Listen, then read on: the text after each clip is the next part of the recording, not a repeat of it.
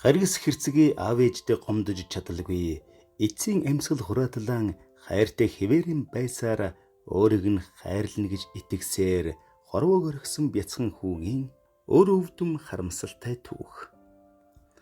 2017 онд Оросын нэгэн хотод байнгын зодуур хүчирхийллийг бяцхан биеийн даалгүй эмнэлэгт хүргэгдэн ирсэн хүү 2 хоноод битүү гэмтлийн улмаас нас баржээ. Эмчилгээ хэдийгээр эрчимтэй эхлүүлсэн ч бусад нарийн шинжилгээ авах хэрэгтэй байлаа. Эрчим эмчилгээний ачаар ухаан орсон хүү үзэг дэвтэр өгөөч гэж гуйжээ. Совилогч хүсэлтийг нь биелүүлж биеийн байдал дээрдэг шинжтэй тул маргаашнаас наривчилсан шинжилгээ хий гэж эмч нар ярилцсан байна. Гэвч шинжилгээний хариу гарахаас өмнө тухайн хүү нас баржээ. Өөрийг нь ойлгох гэсэн бололт өөрийнхөө бодлыг дэвтэрт хичээнгүйлэн бичсэн байв.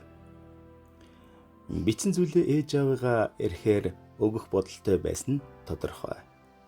Гэвч хүлээгээд ирээгүй аав ээжтэй зориулж бодож явдаг зүйлээ бичснээс гадна аав ээжигээ аргадсан захиаг бас дөнгөж эхлүүлээд дуусгаж чадалгүй хорвоог орхижээ.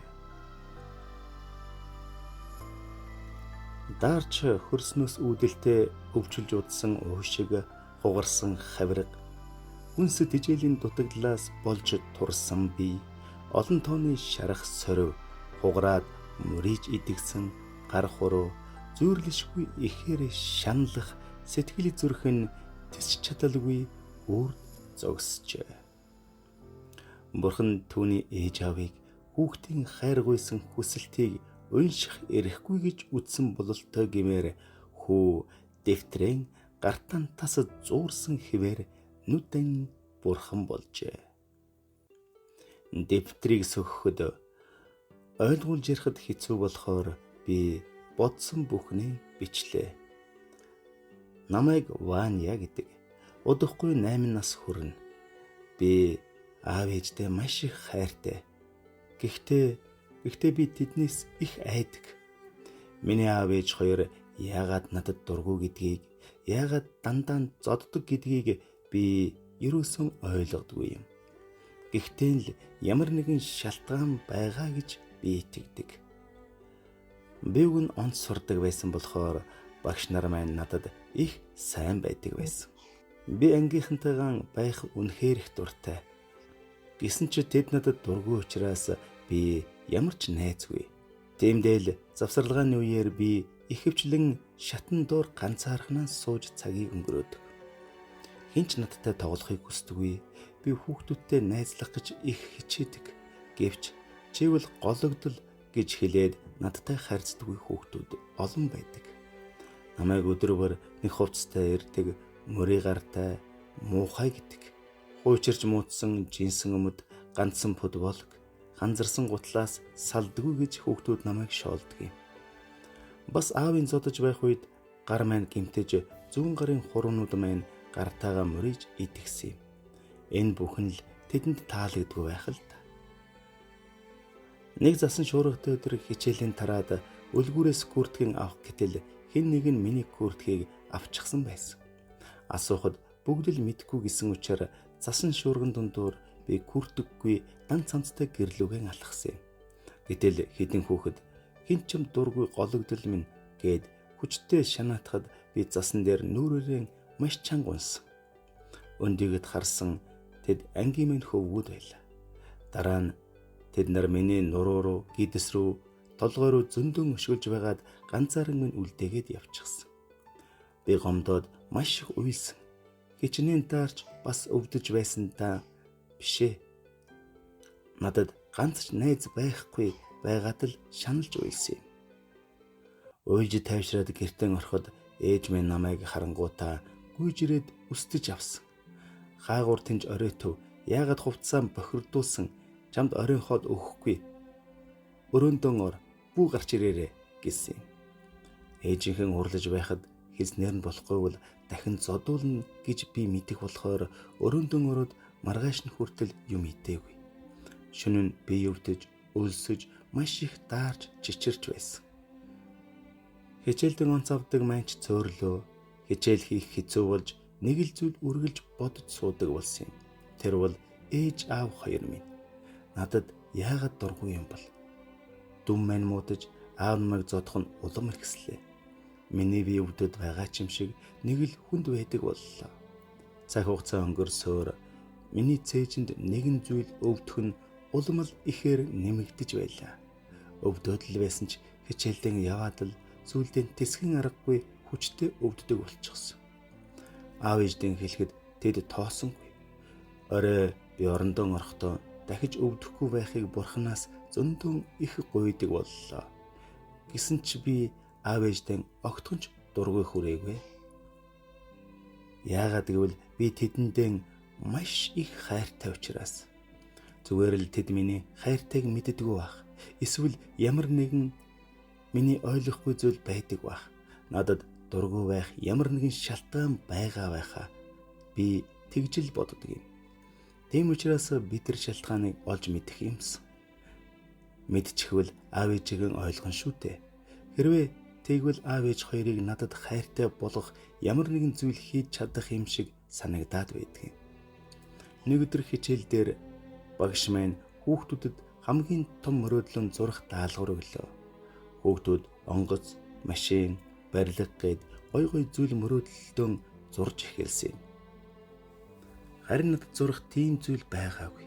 Яагаад гэвэл миний мөрөөдөл аав ээж хоёр минь намайг хайрлаасай гэсэн ганцхан мөрөөдөлтэй болохоор л тэр шүү дээ.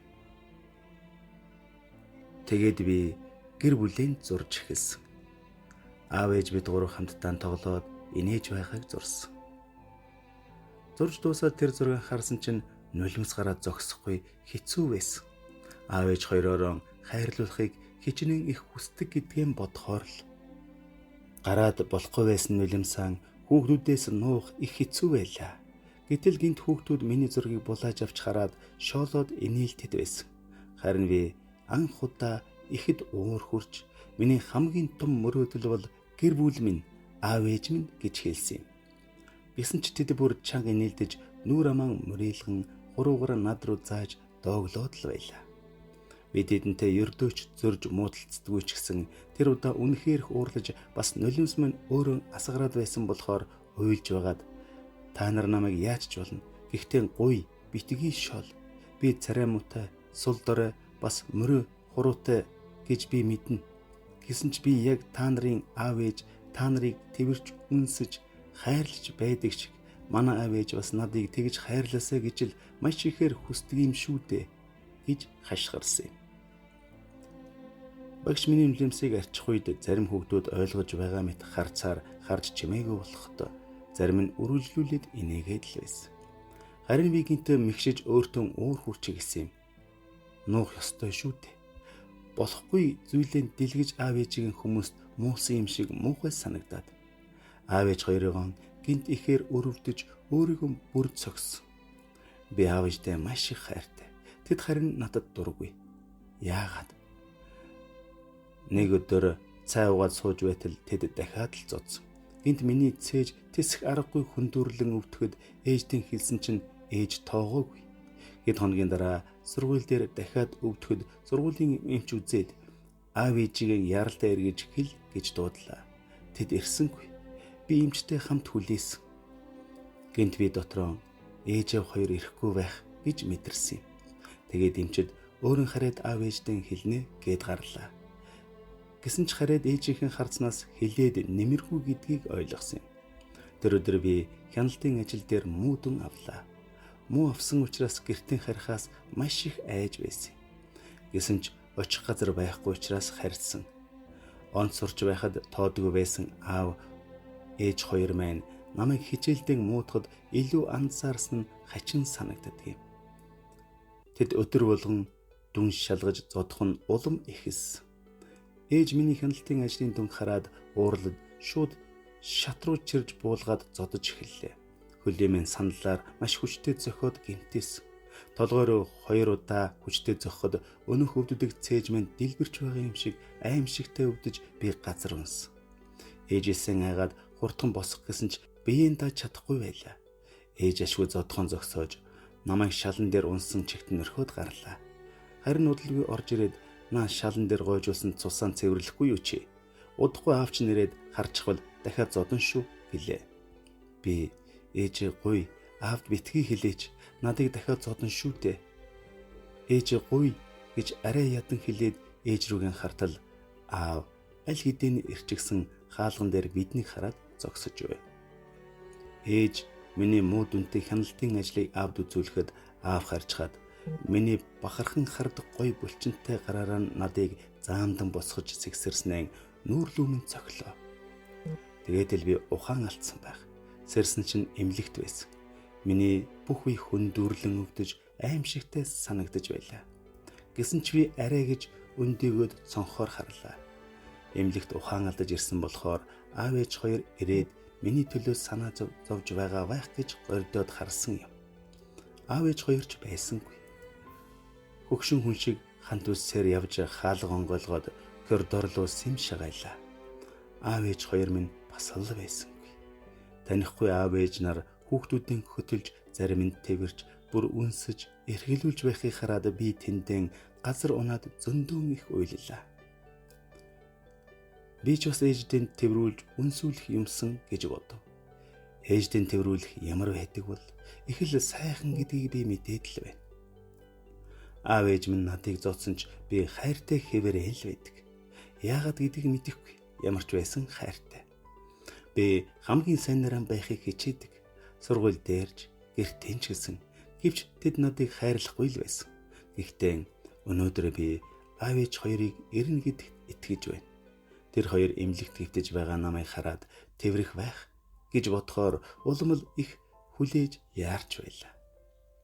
Гэхдээ юу ч болсон би аав ээждээ маш их хайртай гэдгийг л тэдэнд хэлмээр байна. Тэд ч бас надад хайртай гэж өнөөдөр л хэлэх юм шиг санагдаад байна. Шөнө болчихлоо. Зөндөөн хүлээсэн боловч миний аав ээж хоёр ирээгүй л байна. Эмч надыг сайжирч байна гэд хэлчихсэн юм болов. Миний бие минь муу байгаа шүү дээ. Ерөөсөө миний бие улам муутчихаас. Эмч түрүүн орж ирэхдээ ээж аав хоёр нь маргааш заавал ирнэ гэсэн. Магадгүй ээж аав хоёр маань өглөө ирэх байхаа. Арай гэж өглөө болголоо. Ээж минь ч аав минь ч ирээгүй л байна. Тэд эрт болохоор ирээгүй байх л да. Жаахан байж байгаад ирэх байхаа гэж бодогдож байна. Гэхдээ миний хүснээр бие минь улам муудаад л байна. Аав ээжтэйг дахиад уулзах чадахгүй юм шиг аймаар санагдаад эхэллээ. Өчигдрийг шиг бичих гэтэл үзэг барихаар нүд харанхуй болоод хурдхан ээж аавдан захидал бичиж эмчийг явуулаад өгөөч гэж гуйдаа. Сайн байна уу? Миний хайртай ээж аав минь. Би ийм царамуутай бас тэнэг хүүхэд байгаадаа үнэхээр их харамсаж байна. Үүнээс болж та хоёр намайг хайрлаж чадахгүй байгаад би маш их бухимдаж байна. Би та хоёрыг уурлуулж гомдоохыг огт хүсээгүй. Би зүгээр л ээж минь надыг тэрвэрээсэ, надад хайртай гэж хэлээсэ гэж л хүсдэг юм. Аава, би таны хаяа надтай тоглож, толгойг минь илж, гадаа зугаалж, эсвэл надтай хамт дуулж өгөөсэй гэж л хүсдэг юм. Та надаас маш их ичиж байгааг би мэднэ. Би хизээч бусад хүүхдүүд чиг байж чадахгүй. Хүүд энэ захиаг нь дуусгах цаг бурхан өгсөнгүй. Бяцхан Ванягийн хөөрхөн зүрх гинт үрд зогсжээ. Энэ дүүх Орос орны нэгэн хотод болсон юм. Энэхүү түүхийн дараа Ваня хүүд маш олон хүмүүс харамсан эмгэлэн илэрхийлж байгаагаа зориулж бүр тухайн хот эмнэлгийн урд нь очиж зул хөшөө босгож барьжээ. Тухайн хүүхдийн аав чирэгч бас дохирох яс шийтгэлээр нь шүүсэн байна. Ийм эмгэнэлтийн түүх дахин бүү гараг. Хүүхдийн эрхийг ямагт хайрлан хамгаалцгаая.